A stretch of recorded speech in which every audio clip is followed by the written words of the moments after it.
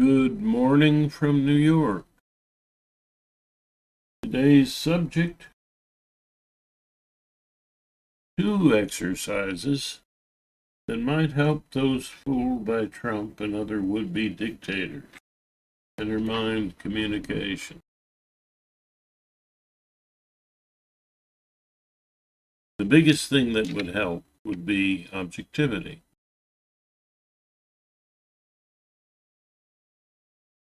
And there are two things, two exercises in intermind communication that might help themselves, all of us, to be more objective and not be fooled by people who are trying to con us into supporting what is really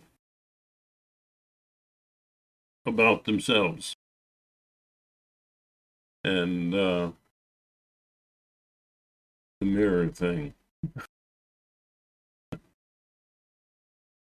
That's funny. Sorry. That it's objectivity that we need, and that involves an ability to focus, number one, on how we're feeling, what our sensations are, how we're reacting, and that's one of the 6 practices of communication: empathy, awareness, distribution, and the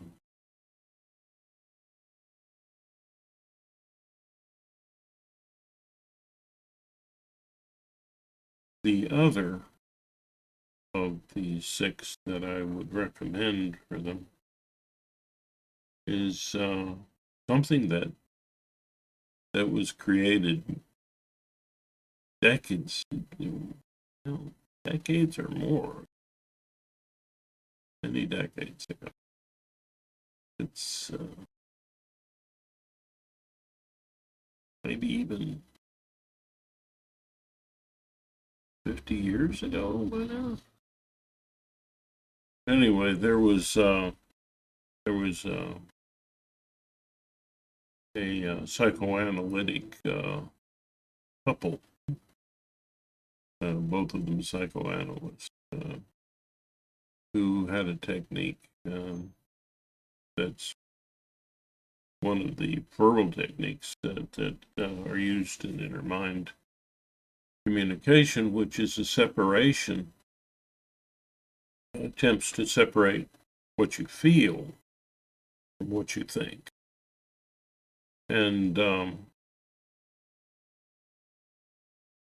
so in this, you picture yourself, of course, as a verbally language, acclimated child, kid, I call it, talking to your inner counselor, your most adult self, your most thoughtful self. And so you develop a relationship there, which, as I say, with intermind communication, it's this distribution it's all about human need and meeting it using empathy and awareness. There's also philosophy of intermind communication: empathy, awareness, distribution. And so they suggested, and one way to start this would be to have 2 chairs facing each other, and in one chair, your little self, I call it the dramatic self, your feeling self.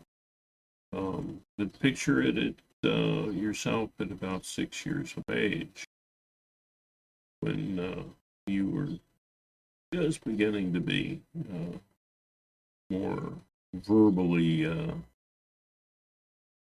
expressive and understanding. And yourself as you are today, the best you can be. A Christianized version of this was the best Christian you can be, talking to you know, your dramatic self. And so, how does that go? Well, just to demonstrate it, first of all, focus on what your sensations are in your body. And any input that's coming in, that's a kind of mindfulness approach, popular and Zen. And just calm down at this moment. Just calm yourself. Breathe in through your nose. Feel all the sensations in your body. Any need, any hunger, anything that's distracting you, focus intently on it. And then your mind will move on. Because it can't stay focused too long, and you're practicing focus. And how long you can hold that focus. So just try to be aware of everything, all at once, whatever's bothering you, pay attention to it, focus on it. This helps. This can also help with physical pain. So more on that on another time. But it also makes you a little less dramatic and a little less nervous. Yeah. So calm yourself. Focus. But focus on your feelings. Everything in inner mind communication, this is aimed at feelings, needs, and being properly integrated. So focus on it. Now, step into the chair that you've set up and be 6 years old. And tell your, it was called the Big Little Technique by, I believe, these psychoanalysts. Can't remember now whether it was they who wrote that in their book, or it was a Christian group. Little and big self. So you look over, you kind of look up a little bit, put yourself in the role, and see yourself as, in the other chair, a grown up. Your best you. And just say what you're feeling. Wow, I feel rotten. I've got these memories coming in. I'm remembering things that are. Wish I wasn't remembering. And, yeah. Or you might say, never forget the positive as well. Never just dabble into the positive or the negative alone. They're part of each other. So, I'd say, The big you might remind you of that. Well, is anything positive going on? Yeah, I just had ice cream. Whatever. Have a little dialogue going on. And it's I've got this I really want this thing. I really want this one thing.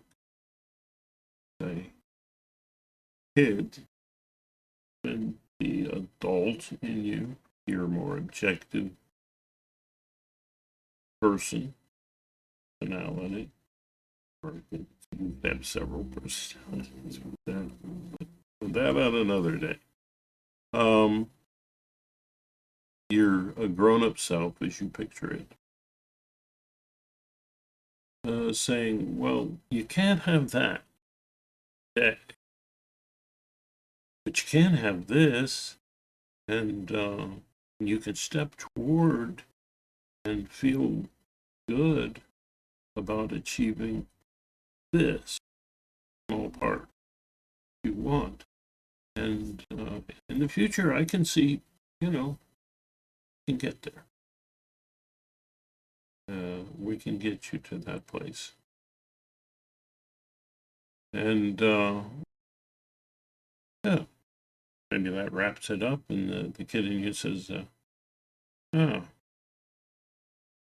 all right, thank you. End of conversation.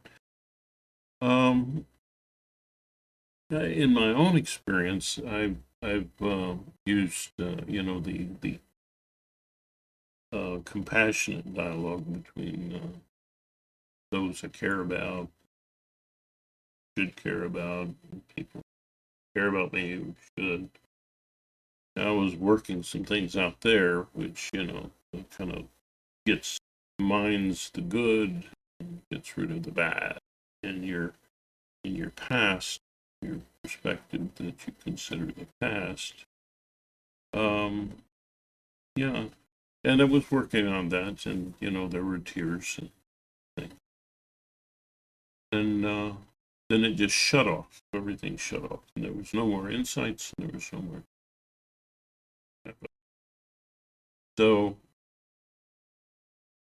I split, and I went to the kid and the more objective person that I could.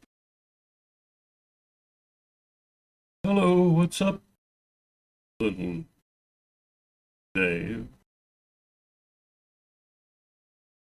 And so little Maze looks over and says, hmm,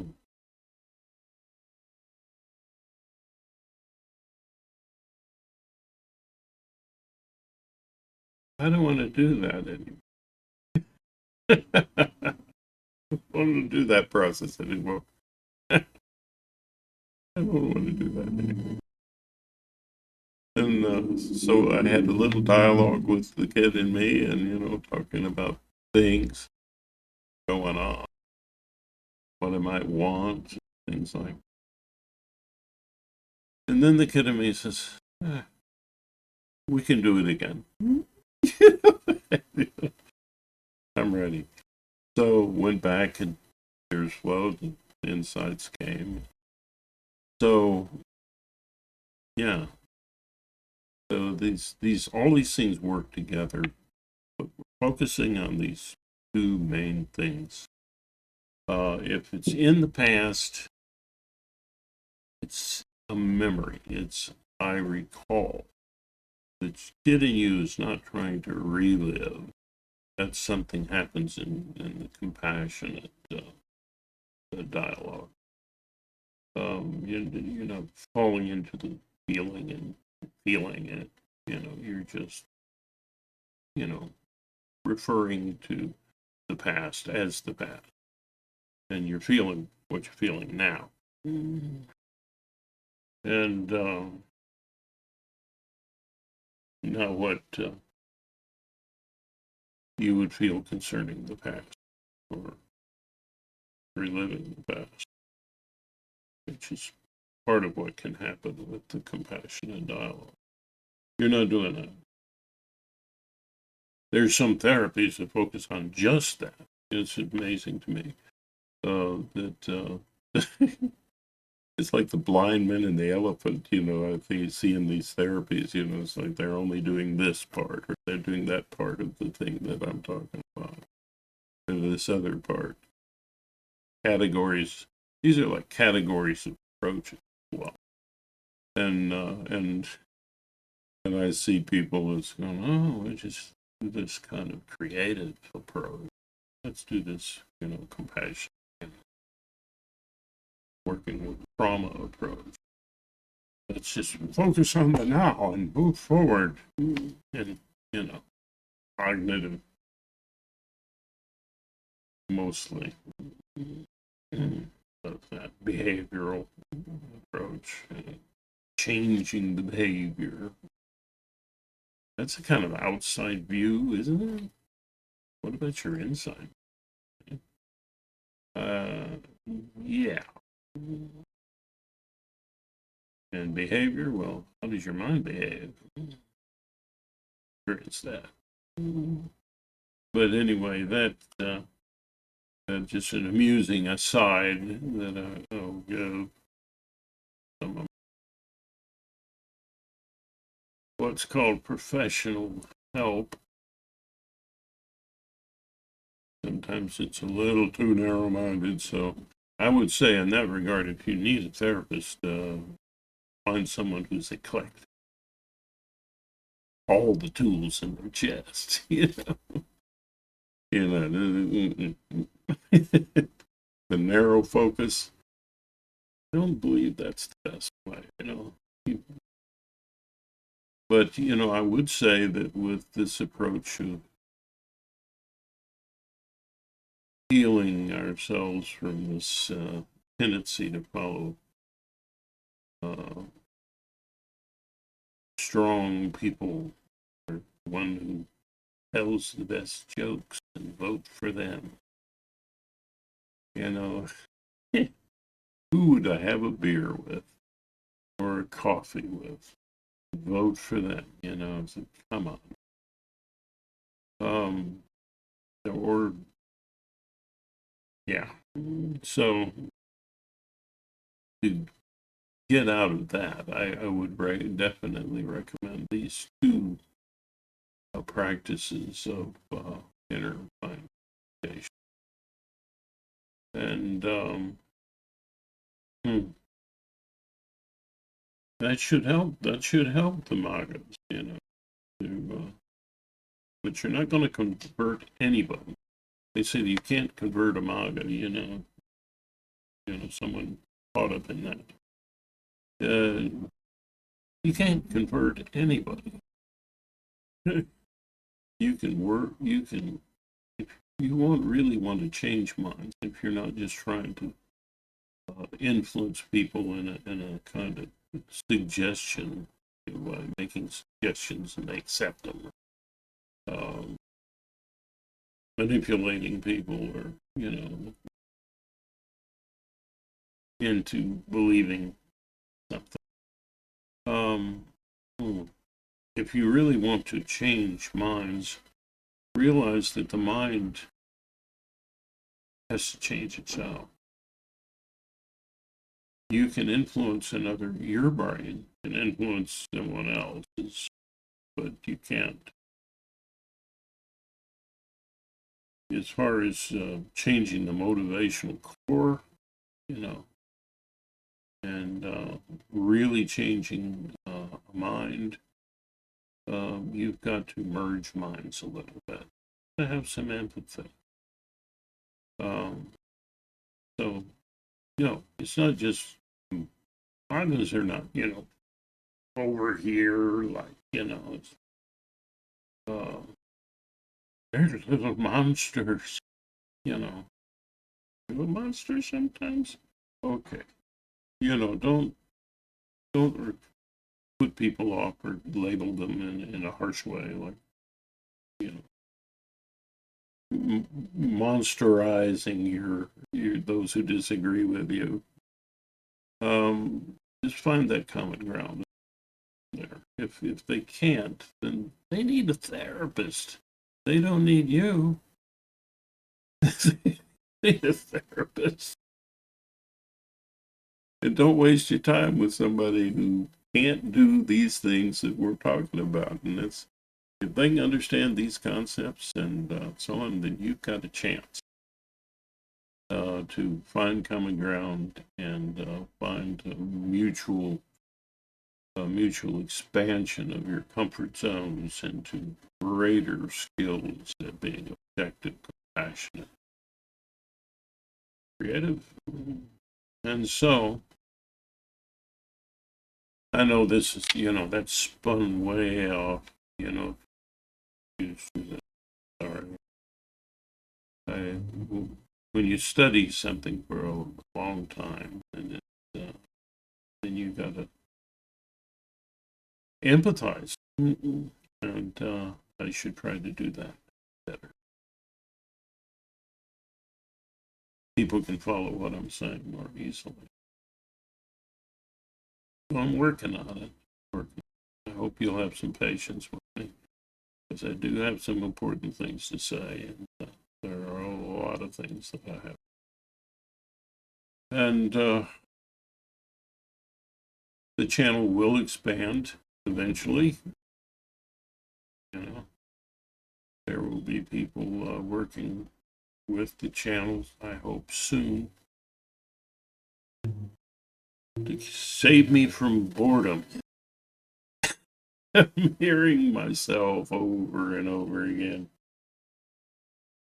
I ought to get a prize for that.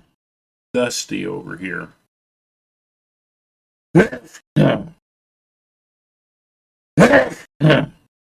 Yeah, here in New York. And it's mountainous here. You'd think of clean mountain air. So is politics important? You bet it is.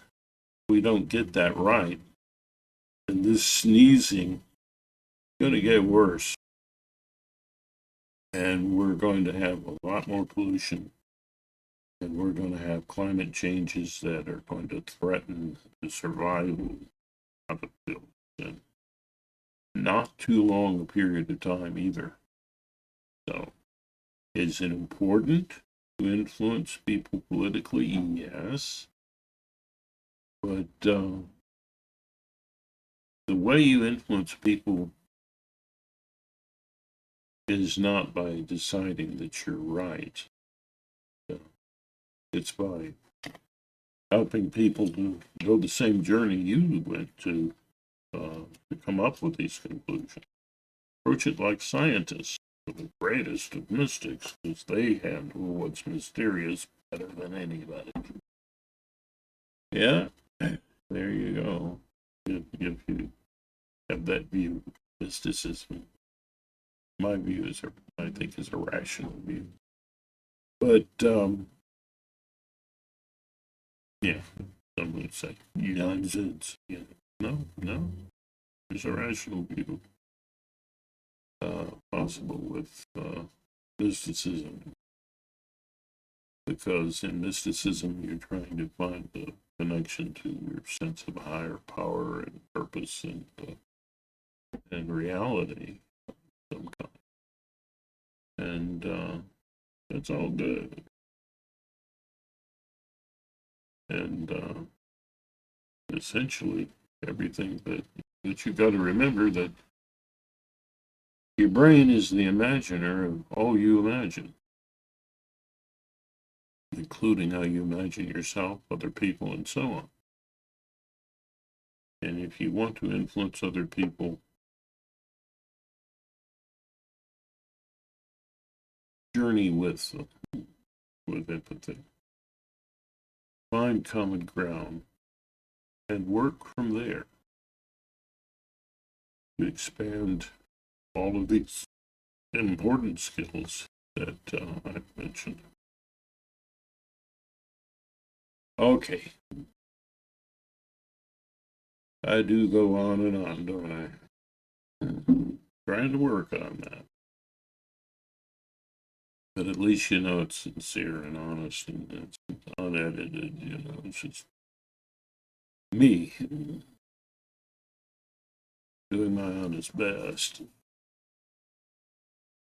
So anyhow, as I like to say at the end of my videos, working on it today, I'm going to say that a number of times now. And it means that potential for a flow of love, which happens even if you're caring about somebody who can't care about you or who can offer you nothing in return. Because when you care for someone else, the kid in you feels that caring too. Bang. There's a love flow, even there. And so, it means, namaste means that love flow, that potential, that universe that connects us all, that's in us all. That reality, you recognize in yourself when you say the word, and you recognize it and honor it in the other person. That is the practice of saying namaste. And before I say my final namaste, I like to sing. Yeah, it's kind of like one comedian who, right, of course, made fun of his how he played the violin, and he played it terribly. And actually, I think it was actually a good violinist, but he would play the violin badly, and it was part of his comedy. So I actually don't sing very well. So you can feel free to laugh about that. But like this comedian, the role that he played, where he wanted to play the violin. Anyway, for people, I'm going to sing my Irish blessing. It makes me feel good. Kid in me smiles. I hope the kid in you might smile. May the road rise to meet you. May the wind be always at your back. May the sun shine warm upon your face. The rain fall soft upon your fields. And until we meet again, may God hold you in the palm of his hand. Yeah. Or her hand. Or its hand. Anyway. Namaste, y'all. So, make a great day. Namaste.